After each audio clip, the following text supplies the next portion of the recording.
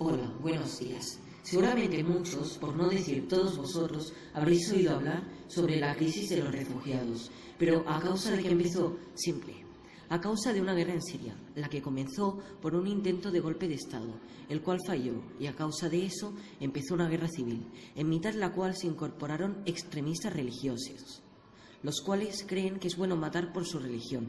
Un claro ejemplo es el denominado Estado Islámico, el cual dicen matar por su Dios, Alá. Por culpa de estos hechos, los civiles se han visto obligados a abandonar su país si no querrían morir, ya que los grupos armados amenazan, matan e incluso adoctrinan a los civiles con tal de sembrar el caos y así intentar conseguir el control sobre el país.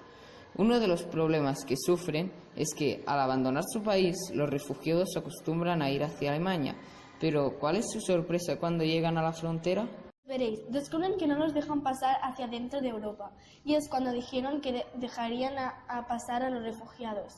Y muchos de los refugiados terminan su viaje porque no les dejan pasar allí, pero algunos tienen suerte y pasan. Una vez dentro han de continuar su viaje hasta Alemania. Este vídeo era para informar del problema y también para pedir ayuda. Una pequeña donación hace una gran diferencia. Salva vidas, Stop Fronteras.